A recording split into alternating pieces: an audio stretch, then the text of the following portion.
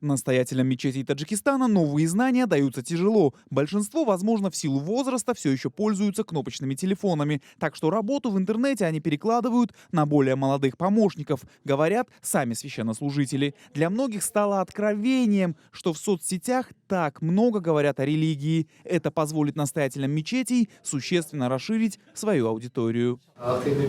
Выяснилось, что из 30 участников только 3 или 4 владеют информацией по этому вопросу и используют ее. С одной стороны, у большинства недостает знаний в использовании новейших технологий, а с другой они считали, что использование гаджетов ниже их достоинства. Но на тренинге они поняли, что нужно делать.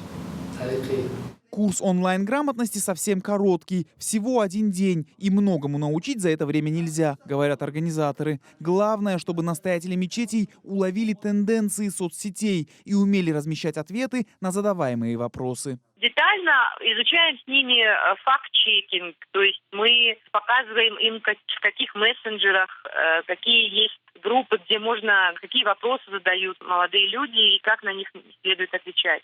Мы также говорим им и проводим обучение по тому, как необходимо разговаривать с теми, кто уже немножко радикализирован. Контрпропагандой в соцсетях хатибы заниматься не будут. Такую цель организаторы тренингов не ставили. Во-первых, настоятелей мало, и составить конкуренцию тысячам радикальных проповедников они не смогут. Да и уровень их знаний, не касающихся вопросов ислама, недостаточен, чтобы вести дискуссии в сети, считают эксперты.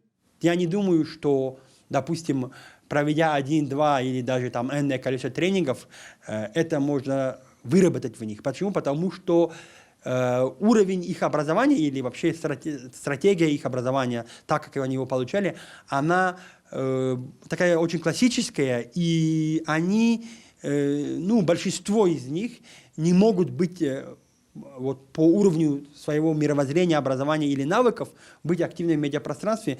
Поэтому я бы сказал, что я бы не оценивал вообще их потенциал, даже в обозримом будущем, как что он может создать какой-то материал, который будет в нашем медиапространстве прям очень востребованным. Если по итогам тренинга имам хатибы мечетей хотя бы заведут собственные страницы в соцсетях и будут время от времени постить свои проповеди и наставления, организаторы, Комитет по делам религии страны и Институт по освещению войны и мира Великобритании будут считать это большим успехом. В будущем году в Таджикистане планируется провести расширенные курсы, где настоятелей научат пользоваться смартфонами и другими современными гаджетами. Анушервон Арипов, Насим Исамов. Настоящее время Азия.